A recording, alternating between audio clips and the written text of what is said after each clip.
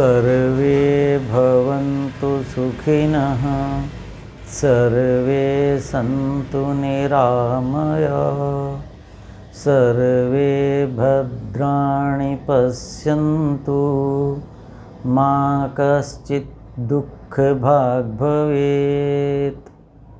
सभ्य सामाजिक गण, हम मधु, जिसे लोक भाषा में शहद कहते हैं, उसके गुण धर्मों पर विचार कर रहे हैं। ये आज उसका दूसरा पार्ट है, दूसरा व्याख्यान है।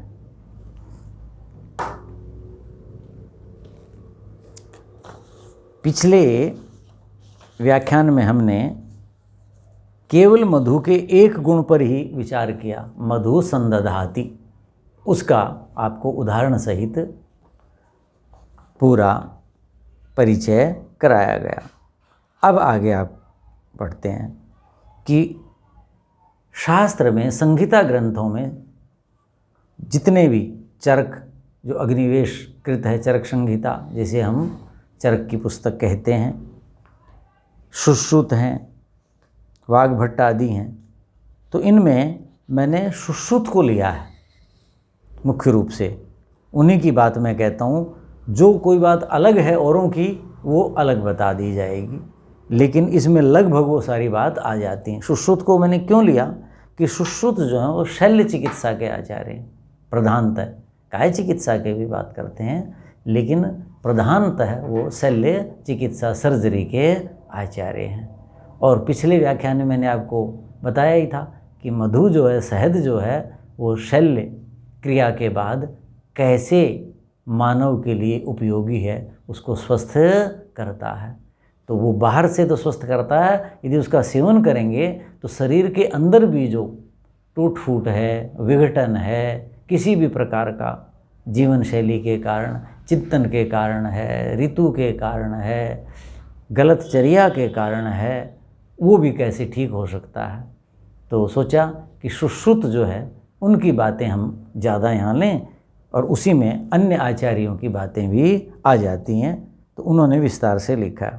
देखिए, मैंने पहले भी हल्का संकेत किया था कि धन्वंतरी कहते हैं, मधु तु मधुरम कषाय अनुरसम रूक्षम शीतम।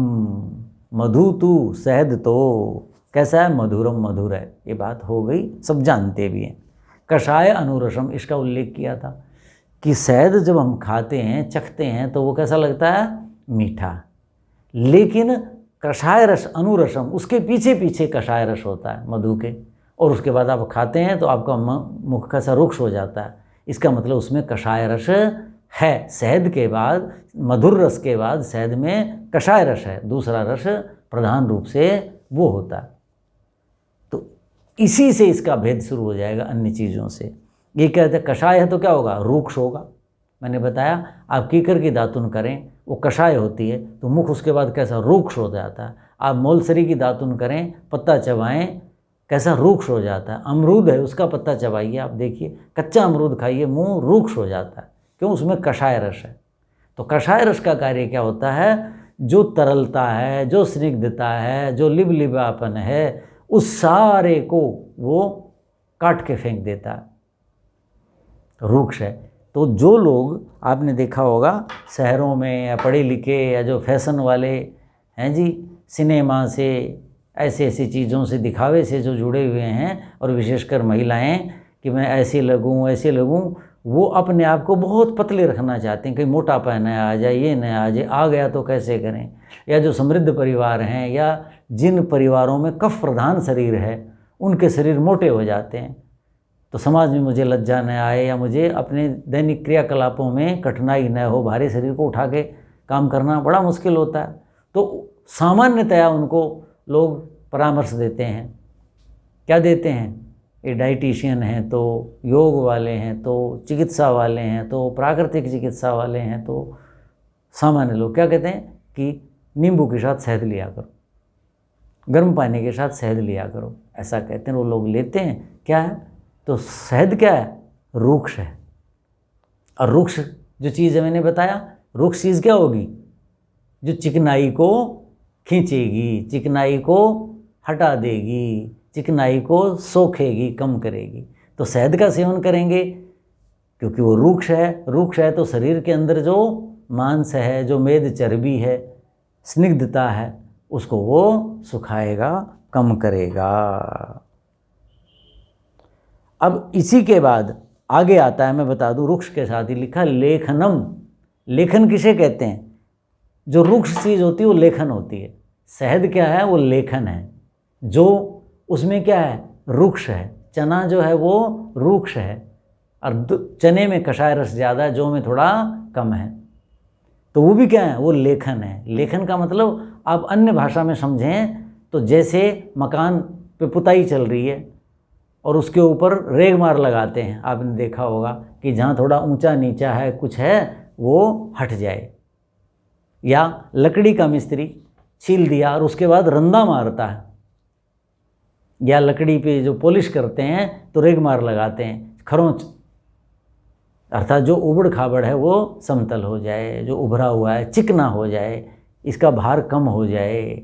लेखन का मतलब ये है। लिख का मतलब क्या हुआ कि ऐसे किसी चीज़ को, अतिरिक्त चीज़ को हटाना। तो मधु जो शहद है वो कषाय है। कषाय है तो वो इसलिए रूक्ष है। रूक्ष है तो क्या करता है? वो लेखन है। अर्थात हमारे शरीर में अतिरिक्त जो मांस है, मेद आदि हैं, उन धातुओं का वो क्या करता है? लेखन करता है, उसको साफ करता है, इससे हल्का हो जाता है। इसलिए जो लोग हैं वो क्या करते हैं? शहद लेते हैं गर्म पानी के साथ या नींबू के साथ लेते हैं।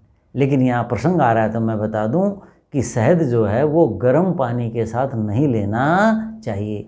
आगे प्रसंग आएगा तो मैं ये बताऊंगा। गर्म पानी लेना चाहिए। गर्म पानी भी लेखन है। शीतल जो पानी है, शीतल जो जल है, वो कफ को बढ़ाता है। कफ का मतलब क्या हुआ? मांस, मेद, ये सब बढ़ेंगे। तो गर्म जो पानी है वो क्या करता है? स्वयं में ही लेखन होता है, उसको शहद और मिलाने की आवश्यकता नहीं है। हाँ, गर्म करके शीतल कर लिया है तो उसको शहद के साथ ले सकते हैं। लेकिन गर्म पानी में शहद डालना हानिकारक है, विषैला है, वो शरीर को अन्य हानि कर देता है। ये प्रसंग आगे आएगा तब बताता हूँ। अब क्या कहा? अग्नि दीपनम। जिनकी जठराग्नि मंद रहती है वो क्या करें? शहद का सेवन करें। लघु, ये हल्का है। सुश्रुत लिखते हैं कि हल्का है। हल्का का मतलब क्या हुआ?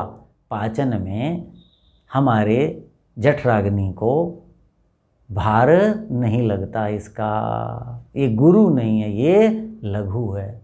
देखिए, शहद के बारे में एक बार मैंने गोष्ठी करी थी, तो कोई प्रसंग था तो मैंने व्याख्यान दिया था, कुछ बुद्धिजीवी आए थे, तो अन्य विषयों के लोग भी आ जाते हैं, आधुनिक जो विषयों के, तो बातचीत चल रही थी। तो मधुमक्खी शहद को पचा करके रखती है। यानी मधुमक्खी जो पराग है, जो मकरंद है, जो केसर में जो चीज़ें जो उसको लेनी हैं फूल के केसर से, तो वो पहले उसको अपने मुख में ले जाती है और उसमें कुछ तत्व मिलाती है और उसके बाद वो अपने उसको संग्रह करके रखती है। तो वहाँ चर्चा आई तो वहाँ वैज्ञानिकों ने बताया कि डॉक्टर साहब, ये जो हमारे मुख में सलाइवा, जिसे लाला रस कहते हैं, हम आयुर्वेद में लार कहते हैं, कहते हैं यहाँ जितना पचना चाहिए, शहद का पाचन होना चाहिए, उतना पाचन मधुमक्खी स्वयं कर देती है। अपने मुख में वो ले जाती है, कुछ वो मिलाती है जो उसका सार तत्व, जो भी उसके शरीर का भाग है, और कहते इतना पाचन मधुमक्खी स्वयं कर देती है, उसको यहाँ पचने की आवश्यकता नहीं है शहद को। यानी इतना पाचन तो पहले हुआ होगा।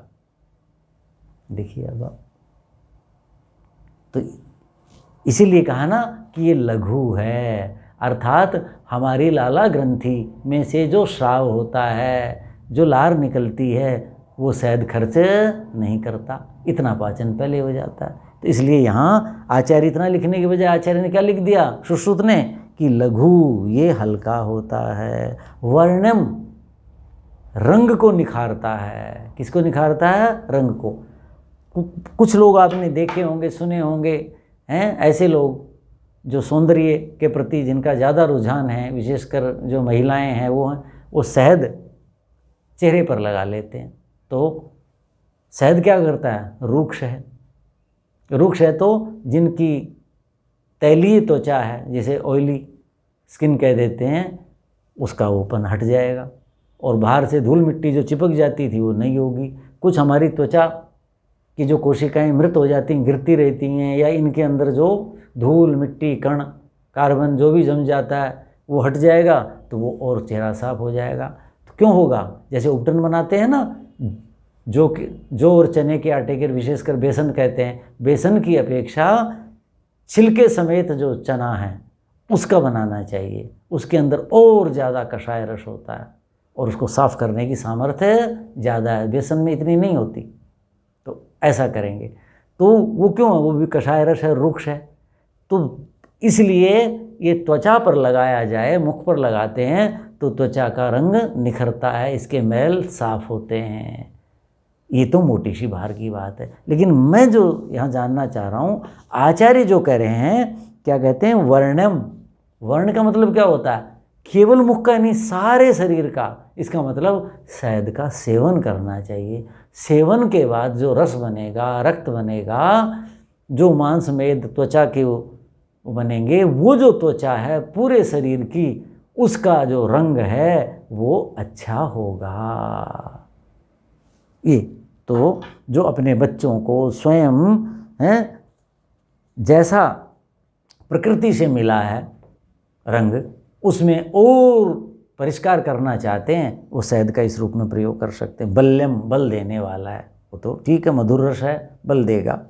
और पुष्पों से इतनी चीज़ें आई हैं। स्वरयम, जो संगीत है, गाते हैं, अच्छा है, वो इसका सेवन करते हैं। जिनको नहीं पता उनको करना चाहिए। अर्थात स्वर तंत्रिकाएँ जो कंठ है, कहते उनको लचीला ये बनाती है, उसको ठीक ये करती है। जैसे छोटी इलायची रखते हैं लोग, और कुछ ऐसी चीज़ें, कुछ लोग पान खाते हैं, उनमें कुछ चीज़ें डलती हैं, उससे स्वर ठीक होता है। ऐसी कुछ चीज़ें हैं संसार में, स्वरयम, जो स्वर को ठीक करती हैं। या जिनका गाते भी नहीं हैं, कुछ भी नहीं करते, लेकिन प्रकृति से स्वर कठोर है, रूक्ष है, उनको लज्जा आती है बोलने में। लोग कहते हैं अरे कैसे बोल रही है, ऐसा कैसे है, ये कैसा कैसा है। तो उनको लज्जित न होना पड़े समाज में, ऐसे लोग शहद का सेवन करें, ताकि पूरा तो ठीक नहीं हो सकता प्रकृति से दिया हुआ, लेकिन अंतर तो पड़ता है। जैसे हम व्यायाम करते हैं तो हम पहलवान नहीं बन जाते कि वो है। हम अपने शरीर में जितने हो सकते हैं उतने और अच्छे हो जाएंगे,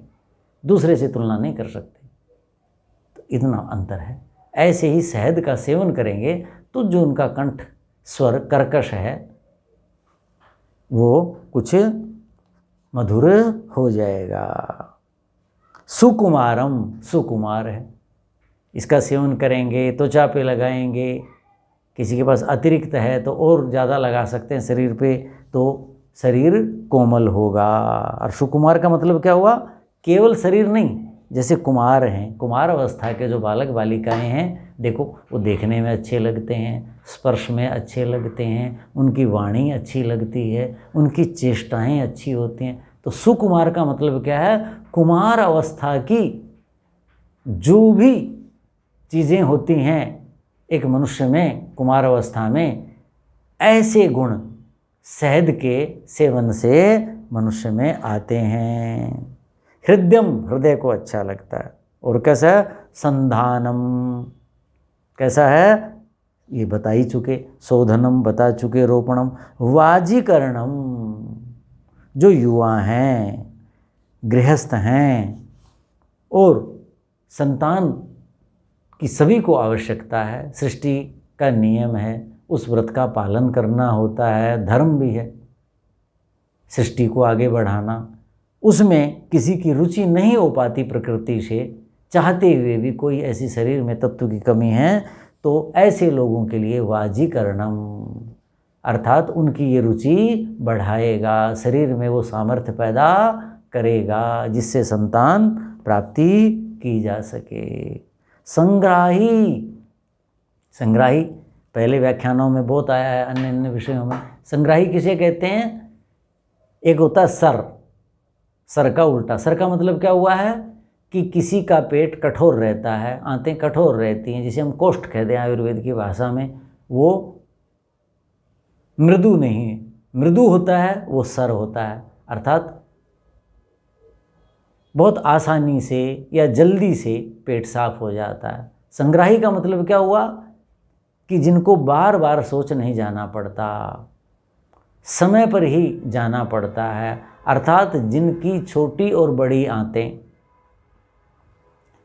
खाए पिए पदार्थों को उचित समय तक संग्रह करके रखती हैं। उचित समय तक संग्रह करके रखेंगी तो उनमें से आंतें सारा जो सार भाग है वो खींच लेती हैं, और बचा हुआ जो भाग है उसको बाहर फेंक देती हैं आंतें। तो संग्राही का मतलब ये हुआ कि जिनका पेट ढीला रहता है उन लोगों को इसका सेवन करना चाहिए, ताकि उनका खाया पिया जो है वो पूरे समय तक शरीर में रहे और वो सारा शरीर का अंग बन जाए। नहीं तो बहुत जल्दी कईयों का पेट खाली जो है हो जाता है। चक्षुः प्रसादनम, आँखों को निर्मल स्वच्छ रखता है। खाएंगे तो अंदर से ऐसी शक्ति आएगी, सब कुछ होगा। लेकिन मैं यहाँ बता दूँ, मैंने ये देखा भी है, किया भी है लोगों से। चक्षु प्रसादनम का मतलब क्या है? आँख में सलाका से, जैसे काजल लगाते हैं लोग, ऐसे सलाका से शहद लगाना चाहिए। आँख क्या है? आयुर्वेद के अनुसार आँख में कफ तत्व की प्रधानता होती है, कफ की प्रधानता है। इसलिए आँख में जो रोग होते हैं वो कफजन्य रोग हुआ करते हैं। इसलिए काली मिर्च, सफ़ेद मिर्च के लड्डू बना के खिलाए जाते हैं, और ऐसी चीज़ें। सुरमे हैं ज़्यादातर तीक्ष्ण, जिससे कि क्या है, ज़्यादा से ज़्यादा आंसू आएँ, ये आएँ। तो वो किस लिए होते हैं वो तीक्ष्ण? कि आंसू का मतलब क्या है? जली अंश। जली अंश का मतलब क्या है? कफ का कम होना, क्षीण होना। तो कफ प्रधान होता है और कफ के ही रोग होते हैं, कफ के कारण ही रोग होते हैं, ऐसे आयुर्वेद में लिखा है। तो जब हम शहद को सलाका से, सलाई से आँख में लगाएंगे अंजन की तरह, काजल की तरह, तो ये क्या करेगा? ये क्या है? कषाय रस है इसके अंदर, ये रूक्ष है। तो कषाय रस रूक्षता पैदा करता है, तो क्या होगा? कषाय रस क्या करता है? कफ को शांत करता है, जैसे पता है खांसी में लेते हैं, श्वास नली के रोगों में लेते हैं कफ को। तो इसलिए कहा चक्षु प्रसादनम। तो ये आँखों को प्रसाद देता है, उसकी स्वच्छता, निर्मलता करता है, ऐसा इसका प्रयोग कर सकते हैं। और यदि आप सेवन करेंगे तो सेवन के बाद इसका जो रस बनेगा, रक्त बनेगा, और जो वहाँ पहुँचेगा तो आँखों में, वहाँ अंदर से भी ये शुद्धि करेगा। सूक्ष्म मार्ग अनुसायी पित्त श्लेष्म, सूक्ष्म से पहले भी आया था, पहले व्याख्यान में बताया था। सूक्ष्म से सूक्ष्म जो मार्ग हैं उनके अंदर जाने की इसकी सामर्थ्य है।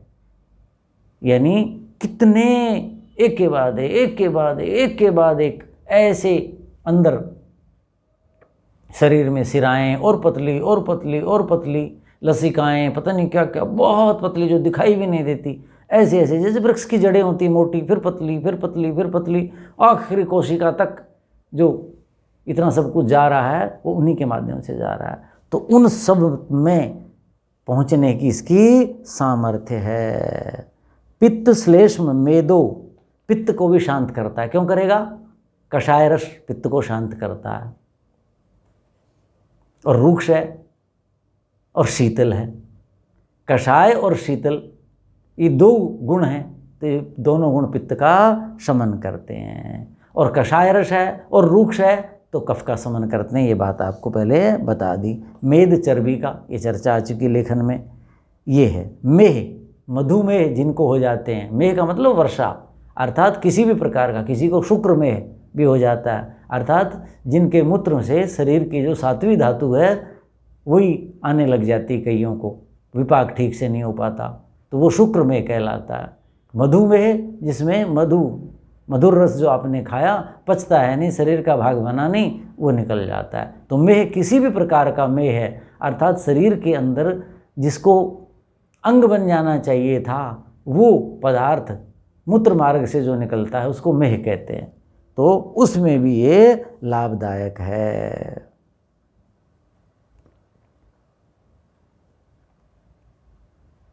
श्वास कास हो ही गया। अतिसार, किसी को अतिसार दस्त लगे हुए हैं तो ठीक है, दस्त लगेंगे तो क्या होगा, एक कषाय रस है तो आंतों में रुक्षता पैदा करेगा, अंदर जो जलीय भाग ज़्यादा हो गया है उसको ये सुखाएगा। छर्दी, वमन जिसको हो रहा है, शहद चटाएंगे तो उसमें भी लाभ देगा। तृष्णा, प्यास को भी बुझाएगा। कृमि विष प्रशमनम, विभिन्न प्रकार के कृमि, देखो अब घावों पर लगाया था वहाँ ट्रोमा सेंटर में तो उनको नष्ट किया था ना, कितने तत्व बताए थे अंग्रेजी में, इसमें ये होता है, ये होता है, ये होता है, इसलिए जीवाणुओं को जल्दी नष्ट करता है। तो कृमि और विष, ऐसी कोई विजातीय द्रव्य विषैली चीज़ खाई गई या शरीर में वो इसके खाने से विषैले तत्व जैसे फोड़े फुंसियों में हो गए, कोई जंतु काट गया है और कुछ हो गया है तो उस विष को ये शांत करेगा। त्रिदोष शमनम, वात पित्त कफ तीनों का शमन करता है, ऐसा ये कहा। अब देखिए जो मैं बात बता रहा था अब उस पे आता हूँ, फिर विषय को समाप्त करेंगे कि गर्म क्या है, सावधानी क्या देनी है। हन्यात मधु उष्णम, मधु गर्म यदि शहद है तो वो मनुष्य को मार देता, यानी शहद को गर्म करके सेवन नहीं करना। और उष्ण आर्तम, गर्मी में आया है, चल करके आया है, गर्मी की ऋतु है, व्यायाम किया है, यानी जो व्यक्ति गर्मी से पीड़ित है किसी भी प्रकार से, उस व्यक्ति को ये मार देगा, अर्थात हानि करेगा। क्यों? सविष अन्वयात, विष से युक्त होता है। कौन?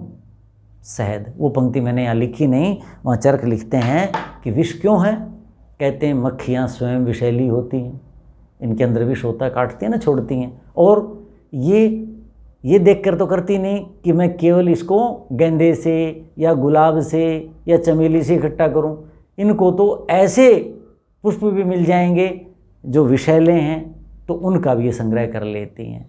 तो स्वयं विषैली हैं और विषैले पौधों से मधु का संग्रह करती हैं, इसलिए शहद के अंदर विषैला तत्व होता है। और विषैला तत्व जब गर्मी से संयोग पाएगा तो वो और ज़्यादा मारक हो जाता है। इसलिए शहद को गर्म करके नहीं खाना, गर्मी में नहीं खाना, गर्म शरीर में नहीं खाना, जिसके शरीर के अंदर गर्मी ज़्यादा है वो न खाए।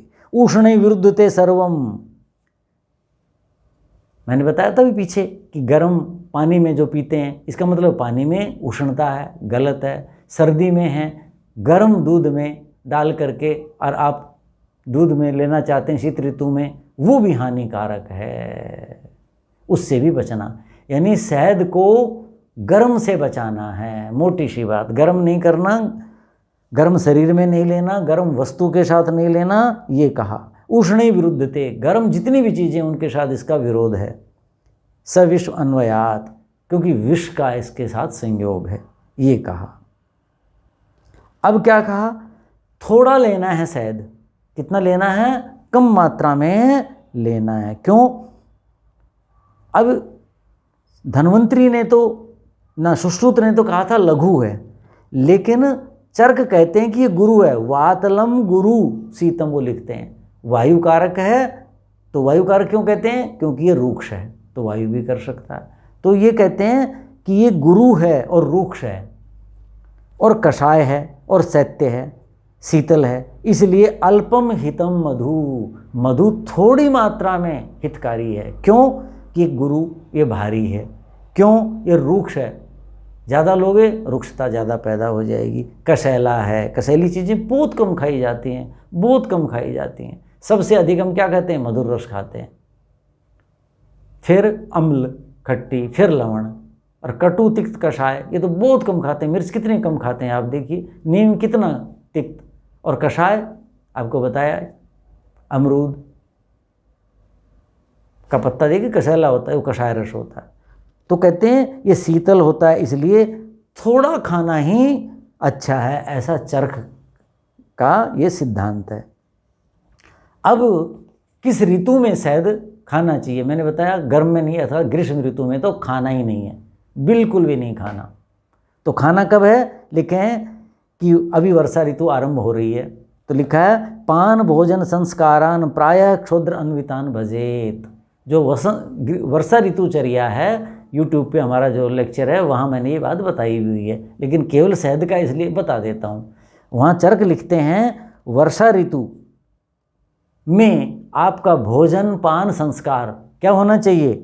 पान भोजन संस्कारान। पान का मतलब क्या है? पेय पदार्थ, अर्थात दूध ले रहे हैं तो, जल ले रहे हैं तो उसके अंदर दूध डाल के लें, क्योंकि वर्षा ऋतु में जल दूषित हो जाता है, अम्ल विपाकी हो जाता है, अम्ल बढ़ जाता है। और मैंने क्या बताया था कि अम्ल यानी पित्त, खटाई, उसका ये शमन करता है। क्यों? कषाय रस और शीतल है इसमें।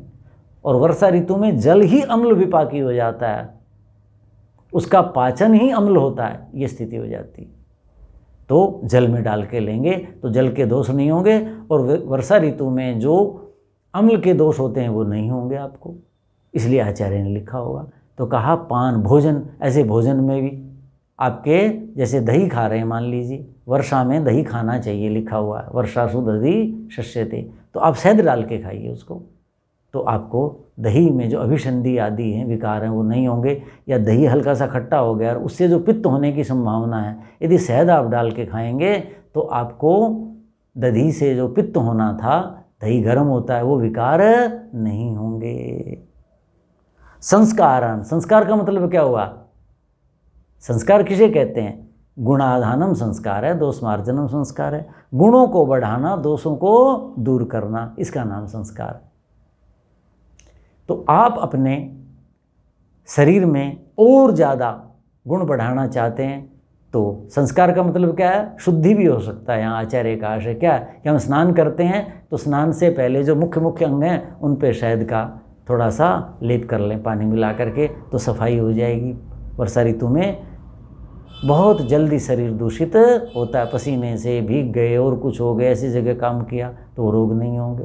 तो संस्कार में या भोजन के संस्कार में, शरीर की शुद्धि में, किसी भी प्रकार, संस्कार का मतलब क्या हुआ कि शुद्धि, गुणों को बढ़ाना, दोषों को दूर करना, इन तीनों चीज़ों में वर्षा ऋतु में कहा कि प्रायः कर का मतलब प्रयास करें, हो सके तो बहुत अच्छा है, ऐसा चरक कहते हैं। अब वसंत ऋतु में, वसंत ऋतु में शहद का सेवन करना चाहिए। क्यों?